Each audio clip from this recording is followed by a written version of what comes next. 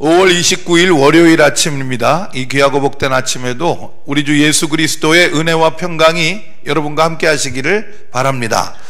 자, 오늘 아침에는 또 어제보다 다른 대사로 한 번 더 인사하시죠. 옆 사람을 자세히 보시고, 자세히 보셔야 됩니다. 그리고 점을 찾으시기 바랍니다. 점. 사람마다 얼굴이나 뭐 이런데 점이 있을 겁니다. 없으면 볼펜으로 찍어주세요. 그리고 서로에게 그렇게 말씀하시는 겁니다. 집사님은, 장로님은, 권사님은 하나님이 여기다가 점 찍어 주셨네요. 이렇게 하나님이 점 찍어 주신 서로를 축복하면서 인사 나누시기 위해서 손가락으로 이렇게 가르쳐 주시면서 인사하세요. 시작.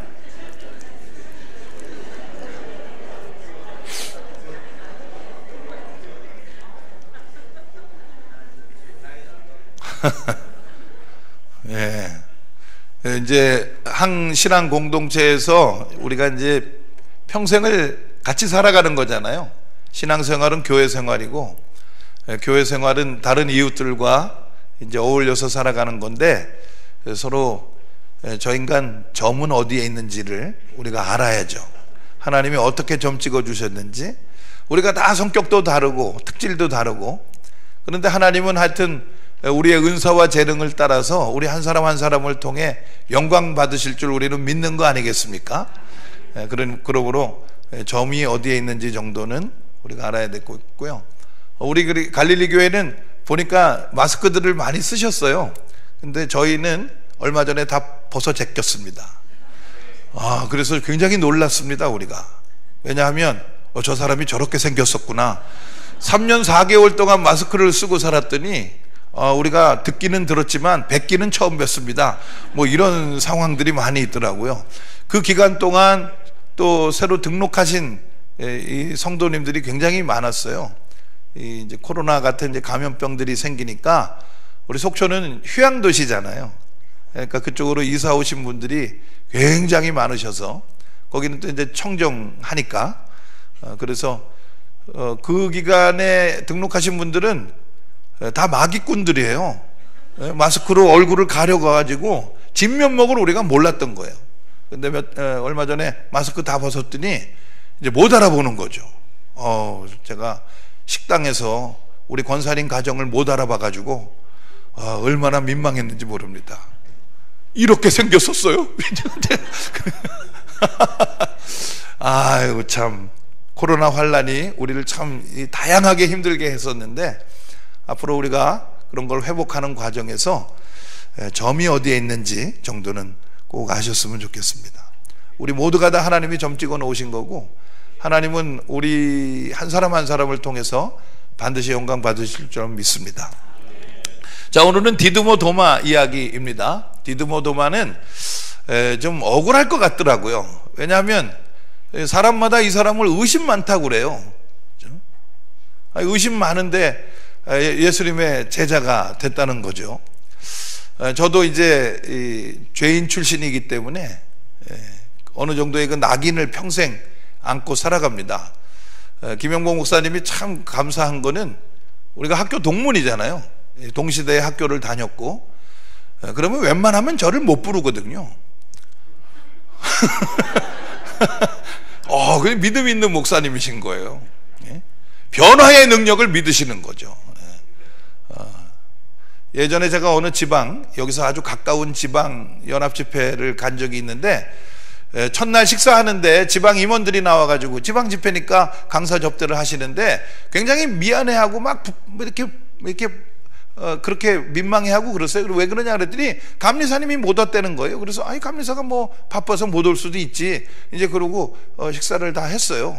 그랬더니 이제 예배 끝나고 나가는데 어디서 많이 보던 선배 목사님 한 분이 서 있더라고요. 그래서 형님 여기 계셨냐고 그랬더니 내가 이 집안 감리사야 그러더라고요. 그러면서 눈물을 흘리시면서 저에게 하는 말씀이 뭐냐면, 내가 오늘 저녁 너 설교하는 거 들으니까 하나님 살아계시는 거 내가 믿겠다 그러더라고요. 참, 지금 세태가 그렇습니다. 그런데 그럼에도 불구하고 불러주신 저 배포가 대단한 거죠. 제가 입을 열면 동시대 학교 다닌 사람들을 다 괴멸시킬 수 있어요. 서로 믿는 거죠. 우리가 치부는 안 건드리기로. 그리고 이제 김영복 목사님은 또 이제 이 빛의 자녀였어요. 우리는 어둠의 자식들이고. 우리 옛날에 종합관이 한쪽은 볕이 잘 들고 한쪽은 평생 그늘이 져가지고 이쪽은 빛의 자녀들, 이쪽은 어둠의 자식들. 그래가지고 축구 시합도 하고 족구 시합도 하고 이렇게 했었는데, 아무튼 빛의 자녀의 교회에 와서 이렇게 어둠의 출신이 말씀을 전하게 됐습니다.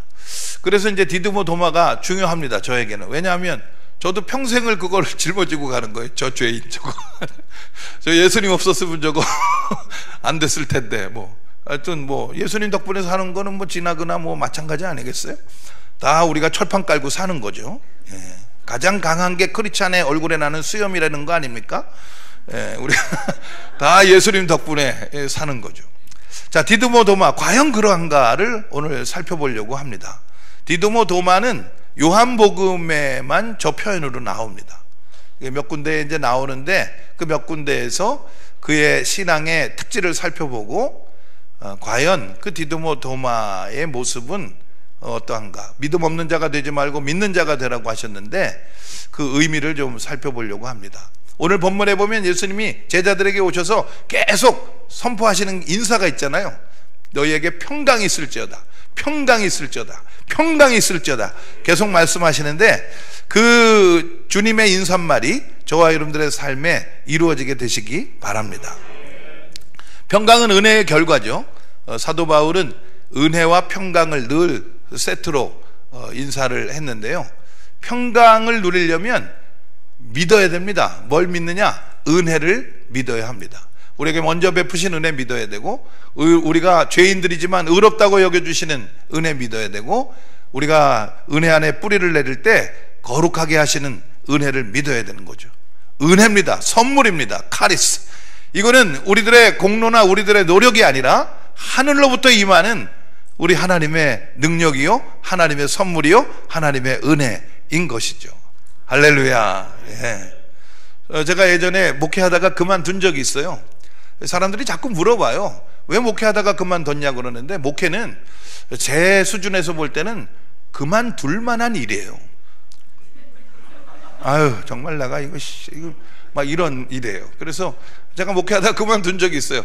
그리고 이제 다시 목회를 했거든요. 근데 다시 목회를 하게 될 때 제가 그때 담배를 끊었어요. 그 담배를 끊는 날, 이러다가 내가 목회 다시 하는 거 아니야? 이런 생각이 들더라고요. 그러니 그 느낌이 맞았죠. 그래서 이제 다시 목회를 한다고 그랬을 때 저희 아내가 정말 얼마나 간절하게 기도했는지 모릅니다. 주여, 저 인간의 마음을 바꾸어 주옵소서.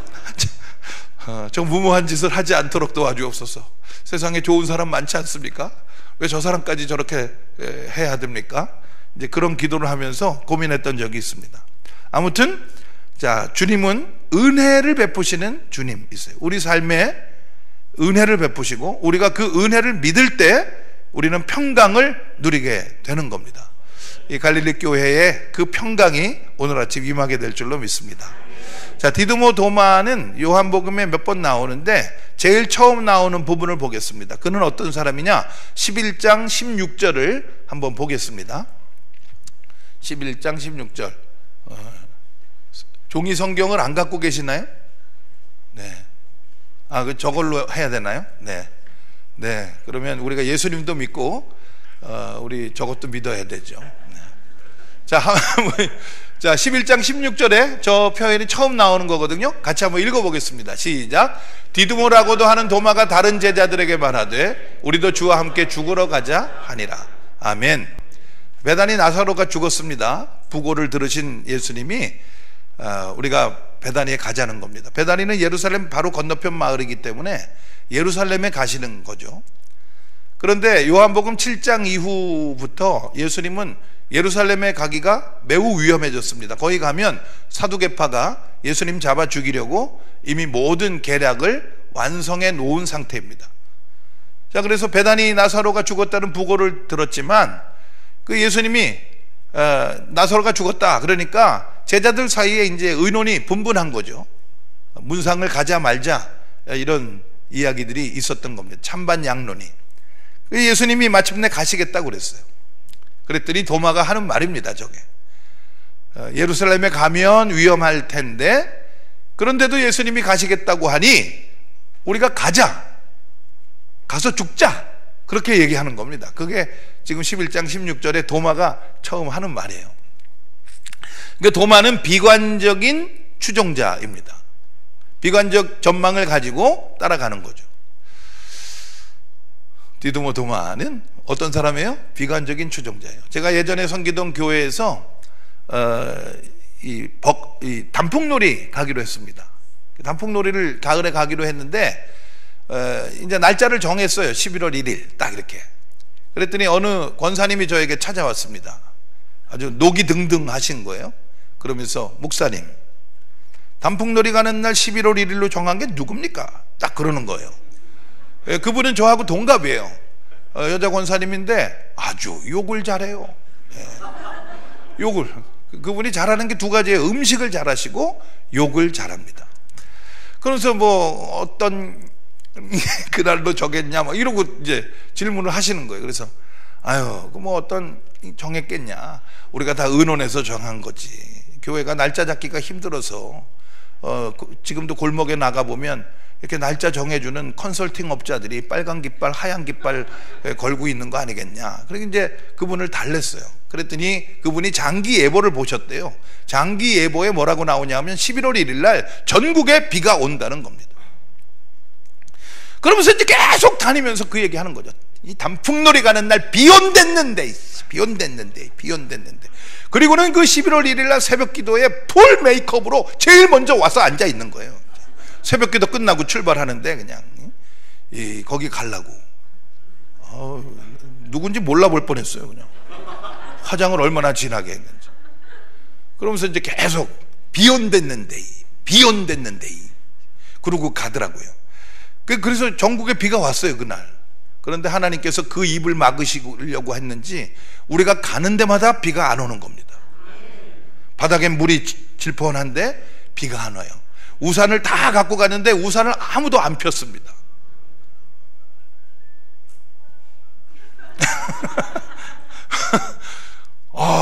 이런 비관적인 추종자들이 있어요, 교회 안에. 예배 오면서도 에이씨, 예배 가면 뭐가 있나 이러는 사람들이 있고, 기도를 하면서도 뭐 기도한다고 응답이 되나 뭐 이런 사람들이 있고. 기도 응답에 대해서는 이제 내일 모레 새벽에 눈물과 입장료 없이는 들을 수 없는 저의 간증이 예비되어 있습니다. 기대하시라 개봉박두. 여러분들은 그런 비관적인 전망이 없으신가요? 로마서 8장 28절에 하나님을 사랑하는 자 곧 그 뜻대로 부르심을 입은 자들에게는 모든 것이 합력하여 선을 이루신다고 했습니다. 여러분 그 믿음을 가지시기 바랍니다. 모든 것이 합력하여 선을 이루는 거예요. 우리가 하나님을 사랑하고 하나님 뜻대로 서로 사랑하며 살아갈 때 모든 것은 합력하여 선을 이루는 겁니다. 그러니까 우리는 비관적인 추종자가 되기보다는 아주 낙관적인 추종자가 돼야 되는 거죠. 예수님 가시겠어요? 아, 베다니 문상 가시는군요. 알겠습니다. 저도 가겠습니다. 위험하지만 하나님께서 우리를 지켜주실 줄 믿습니다. 위험하지만 거기 가서 예수님이 만약에가 아니라 이제 십자가를 향해 가시는 거죠. 그런데 예수님의 그 일을 통해서 또 하나님의 뜻이 이루어질 줄로 믿습니다. 디두모 도마, 그 사람은 비관적인 추종자였습니다. 자, 두 번째는 14장 5절이죠. 요한복음 14장 5절에 도마의 말을 한번 보겠습니다. 내가 곧 길이요 진리요 생명이니 나로 말미암지 않기는 아버지께로 올 자가 없느니라. 예수님께서 말씀하셨을 때 도마가 딱 하는 대답이에요. 5절 같이 읽어보겠습니다. 시작. 도마가 이르되 주여 주께서 어디로 가시는지 우리가 알지 못하거늘 그 길을 어찌 알겠사옵나이까. 아멘. 저기서 말하는 길은 길이죠. way인데 way of life입니다. 생활 방법이에요. 살아가는 방법. 내가 곧 길이다. 예수님 말씀하실 때 그것은 예수님의 살아가시는 모습이죠. 병든 사람들 고쳐주시고 위로하시고 죄인들 만나주시고 언제 어디서라도 은혜 베푸시는 그 삶의 모습입니다. 요한복음 14장 시점은 이미 공생애의 마지막 부분이거든요.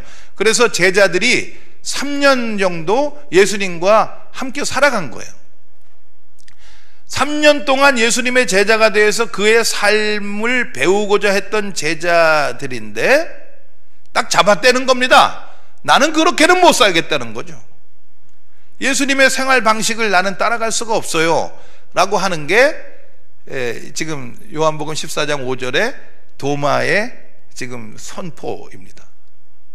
예수 믿으면서도 삶의 방식을 바꾸지 않는 사람, 그 사람이 디두모 도마입니다. 그런 분들이 꽤 계시죠. 제가 예전에 제가 부목사 때인데 어떤 권사님한테 갈비탕 얻어먹은 적이 있어요. 대가라고 하는 교회 옆에 갈비탕 집이 있는데 우리가 참 자주 가던 집입니다. 그 대가집에 가갔습니다. 그래가지고 앉아서 우리 권사님이 이제 거긴 뭐 그냥 앉으면 갈비탕이 나와요. 그래서 이제 갈비탕을 먹는데 이 권사님이 이제 이 어린 부목사지만 잘 대접하고 싶으셨는가 봐요. 그 종업원에게 서빙 하시는 분에게 막 이것저것 요구를 하시더라고요. 그래서 제가 권사님 좀 너무 과하신 것 같다고 그러지 말라고. 이 식당은 우리가 너무나 자주 오는 식당이기 때문에 우리가 목사인 거 다 알고 우리가 예수 믿는 거 다 알고 우리가 그 옆에 교회 이 사람들이 있는 거 다 아는데 우리가 너무 그렇게 과하면 안 된다고. 그랬더니 이분이 나는 원래 그래요 그러더라고요. 우리가 다 원래 그렇죠. 그럼 원래대로 한번 해봐. 내가 야이씨, 우리가 원래 그렇죠. 그리고 예수님은 원래 그 모습 그대로를 받아주시죠. 그러나 우리가 원래 그 모습으로 남아있을 수는 없잖아요. 우리가 구원을 받았는데, 우리가 영생을 약속받았는데, 그리고 이제는 그 영생의 트랙에서 사는 거지, 이 땅에서의 세속의 풍조를 따라 살기를 우리는 이제 중단한 거 아니겠어요? 원래는 그렇지만, 그러나 이제는 원래가 아니라 변화된 모습으로 살아야 하는 것이죠. 지금 도마가 억울한 점이 있다면 바로 저런 모습 때문인 것 같아요. 내가 주님의 길을 알지 못합니다. 주님의 생활 방식을 따라갈 수가 없습니다. 이런 완고함이죠. 사무엘상 15장에 가서 보면 완고한 것은 사신 우상에게 절하는 죄와 같다고 했습니다. 우리 갈릴리 교회 모든 성도님들의 마음은 완고한 마음이 아니라 부드러운 마음 되시기를 바랍니다. 부드럽게 너무 그렇게 각을 세우지 말고요. 예? 부드럽게 디두모 도마, 이제 그런 특징이 있는 거예요. 자, 11장 16절에 보면 비관적인 추종자예요. 하긴 하는데 불만이 많아요. 14장 5절에 가서 보면 예수님의 제자인데 예수님의 삶의 방식을 받아들이지 않는다는 거예요.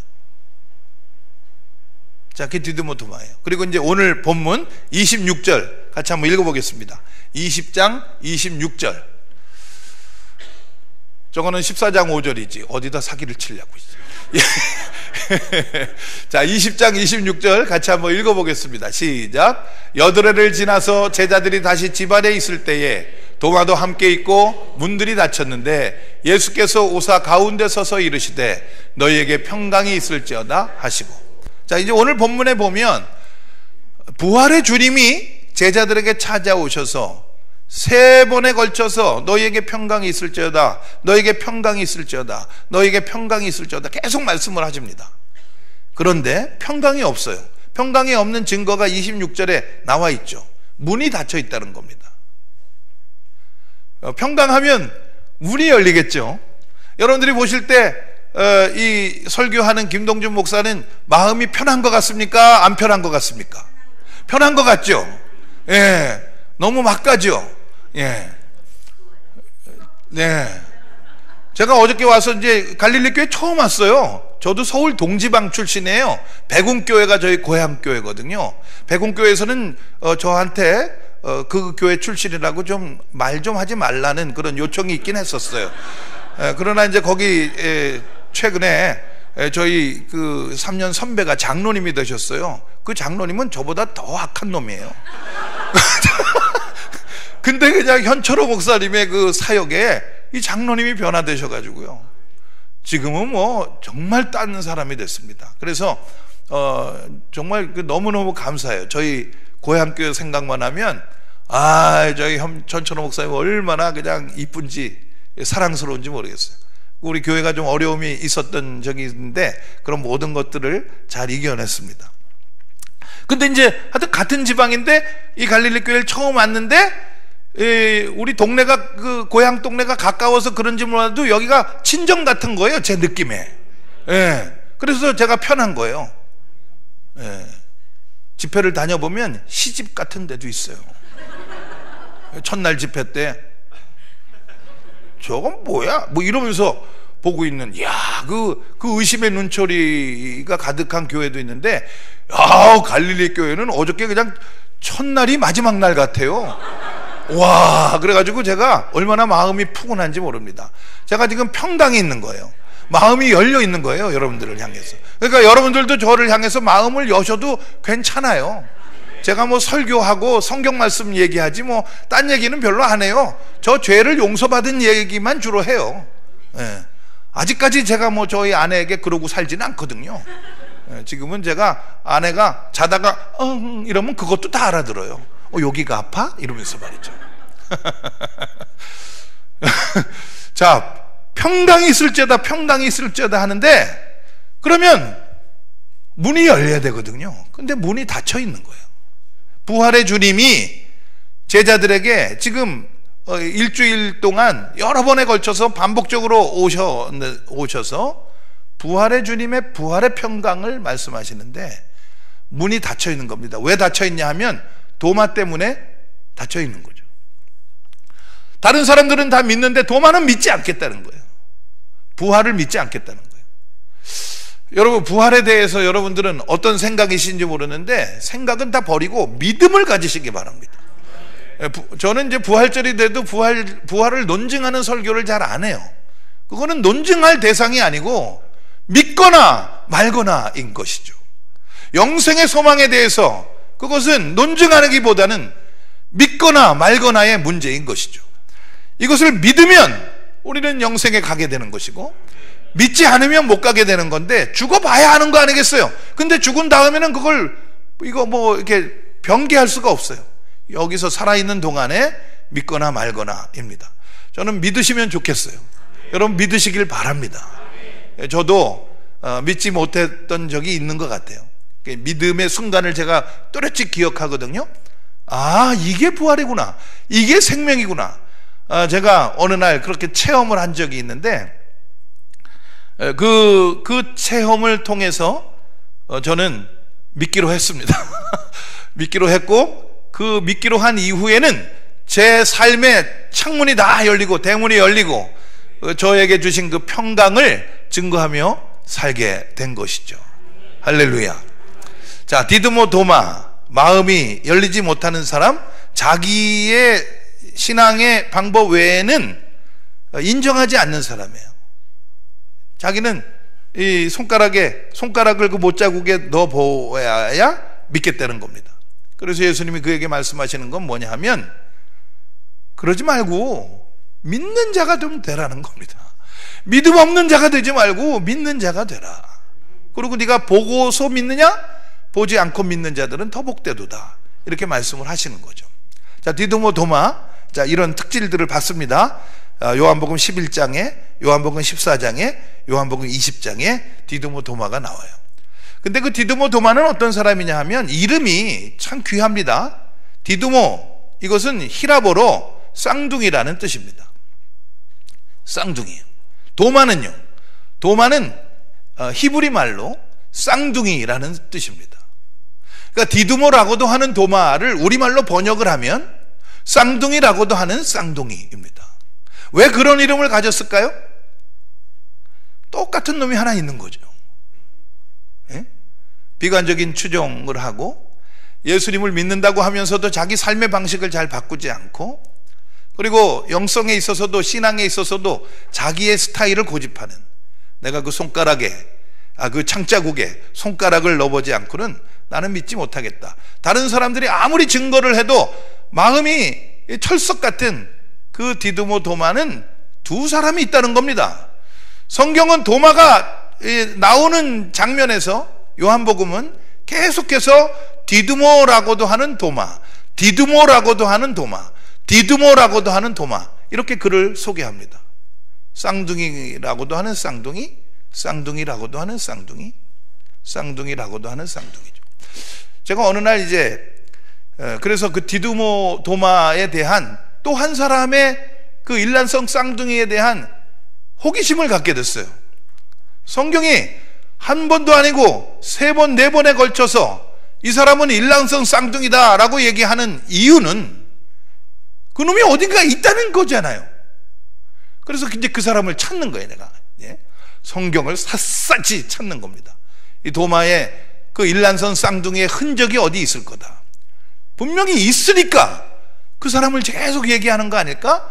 그래가지고 계속 찾았어요. 그랬더니 없어요, 성경에. 도마만 나오지 그 도마2가 나오질 않아요.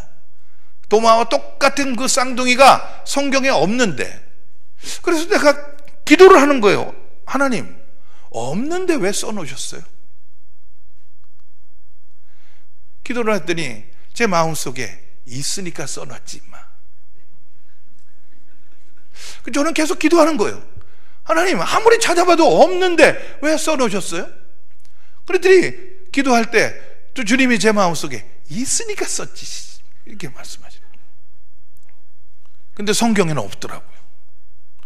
그래서 어느 날 그 말씀을 묵상하면서 화장실 가서 이를 닦고 있는데, 이를 닦을 때 저는 괜히 이렇게 거울을 보면서 닦을 때가 있어요.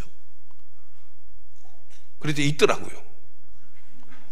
거울에 도마하고 똑같은 놈이 하나가.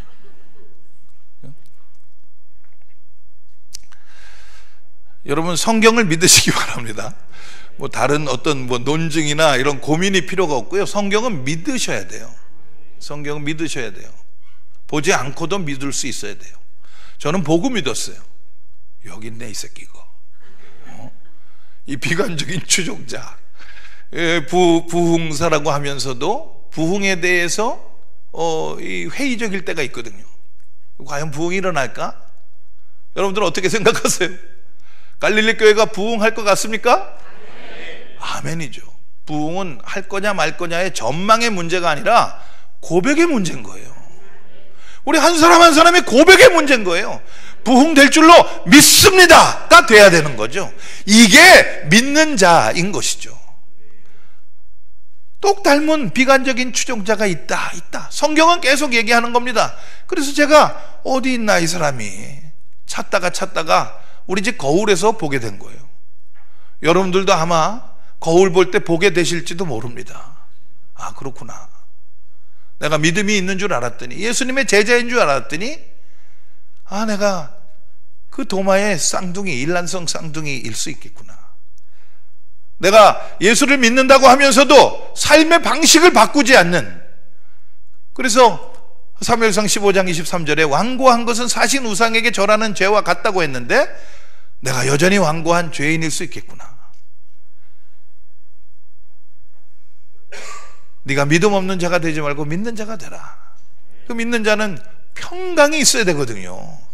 은혜를 믿으면 당연히 평강의 열매가 맺혀야 되는데 내 마음속에 평강이 없고, 그리고 다른 사람들과의 관계에서 평강을 이루지 못한다면 우리는 요한복음이 그렇게 얘기하고 있는 그 똑같이 생긴 일란성 쌍둥이가 있다고 하는 그 도마가 되는 거죠. 저와 여러분들의 삶이 이 부정적인 도마의 모습이 아니라 긍정적인 도마의 모습이 되시길 바랍니다. 도마에게 긍정의 전망이 하나 있어요. 그건 뭐냐 하면 도마가 예수님을 향해 고백하는 겁니다. 주는 그리스도시요 하나님이십니다. 그것을 고백하는 사람도 도마인 것이죠. 저와 여러분들의 삶이 도마와 같이 믿음으로 나아가서 이 옛날 이야기에 보면 그가 인도까지 가서 복음을 전했다고 하는데요, 땅끝까지 가서 복음을 전할 수 있는, 땅끝의 지향을 가지고 가장 가까이 있는 사람들의 마음에 천국을 증거할 수 있는 그런 복된 삶이 되시기를 바랍니다. 디두모도마 쌍둥이라고도 하는 쌍둥이, 똑같은 일란성 인격을 가진 이가 있는데 그 사람 언제 만나시거든 평안의 인사를 전해주시고 그에게 꼭 얘기해 주세요. 주님이 그래도 당신을 사랑하신다고 말이죠. 그죠? 우리 옆에 분한테 한번 그렇게 얘기해 보겠습니다. 주님이 그래도 당신을 사랑하십니다. 시작. 아멘.